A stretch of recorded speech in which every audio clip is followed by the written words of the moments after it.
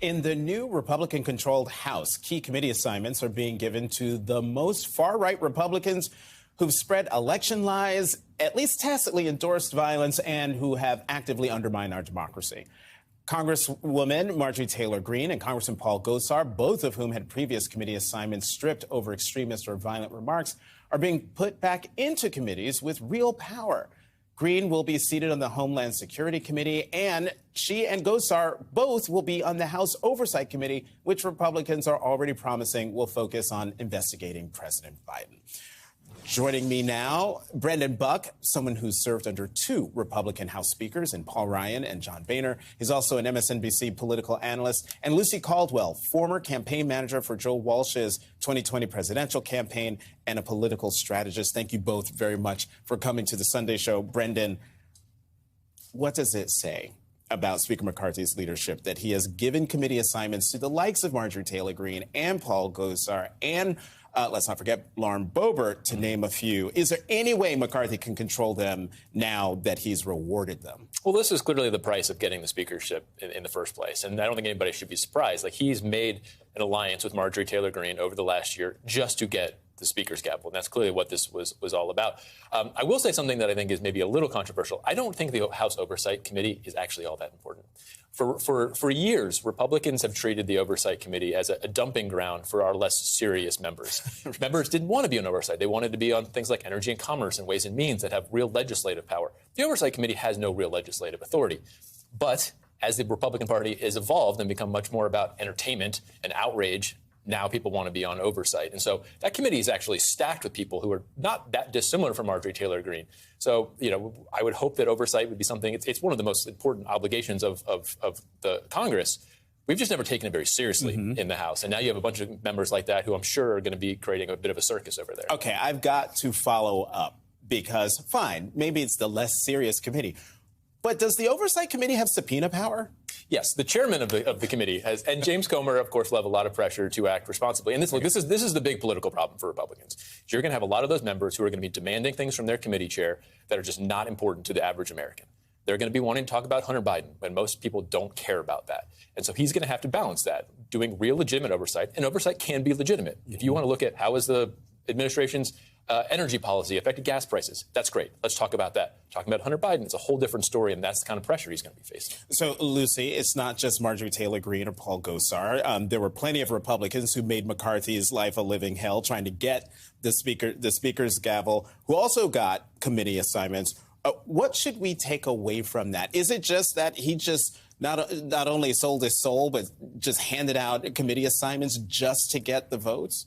Well, look, Kevin McCarthy is an empty vessel. He's even more of an empty vessel than most politicians, all of whom are self-involved megalomaniacs on some level. Kevin McCarthy has wanted to be House Speaker since Kevin McCarthy came out of the womb. And so, yes, that entails making deals with people that are deals that we would hope our elected leaders would not make. I think in terms of what are the downstream implications of this, I understand the idea that perhaps the Oversight Committee is not going to be super, super impactful in terms of governance. But we've already seen that this Republican Party, as you say, interested in entertainment, not all that interested in governance. So in terms of their ability to have maximal impact, yes, I think that we are going to see that it's going to be, a very typical dumpster fire, but not only on the Oversight Committee, but also in their subcommittees with people like Jim Jordan and all of that cast of characters.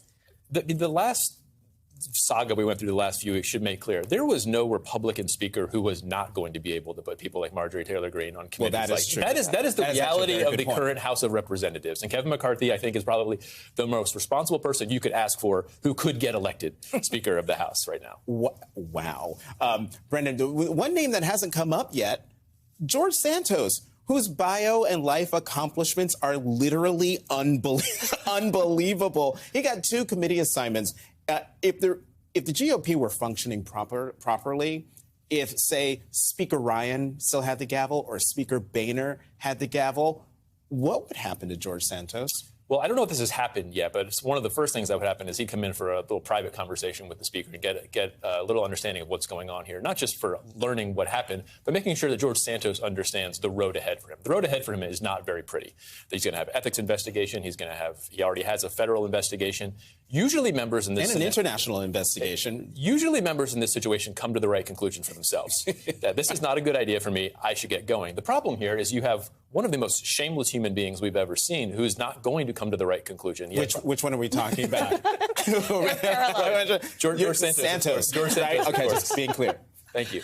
George Santos obviously is probably going to be the last person to realize that he doesn't have a very bright future in the House, but probably has nowhere else to go. So I think there will be an ethics committee that will probably come down pretty hard on him as a pretext to kicking him out. Usually members resign on their own. We've only kicked out 5 people out of the House of Representatives in the entire history of the House of Representatives by kicking them out during a vote. They usually resign. Just don't know if this person is capable of coming to that conclusion. I mean, I'm just wondering, did those 5 make up their entire life? I'm still just sort of stunned. 3 of them were Confederates, so that's...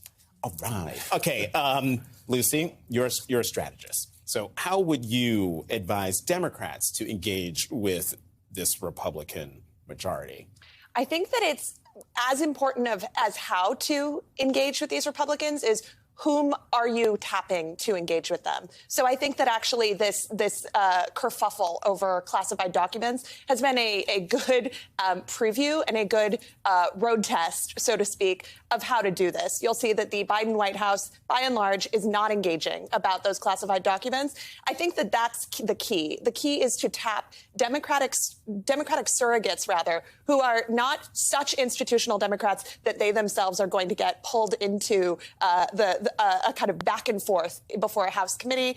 It is right for Joe Biden not to engage in this. It is right for people like Chuck Schumer to say, look, as you say, Republicans are now the party of their entertainment. This is just sort of more craziness. And so we're going to be over here governing. Republicans are not in a good place in terms of actually governing and governing around issues that American people care about right now. And so I think that the key is to give enough information to respond, to say, that's not true, this is the case, that's an exaggeration, whatever, but to do it through surrogates who are not going to be before the committees themselves. Mm-hmm.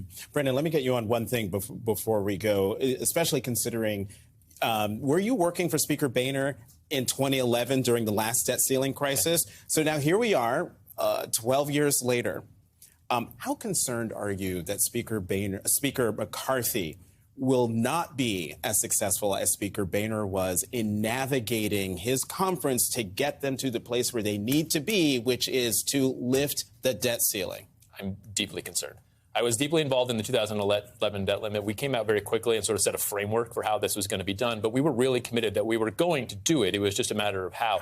It's not very clear that Republicans have a plan right now. I'm not so sure the White House has a plan right now. I think this is the question everybody needs to be asking over the next 6 months. How are we going to do this? Because right now, I couldn't tell you how it's going to happen.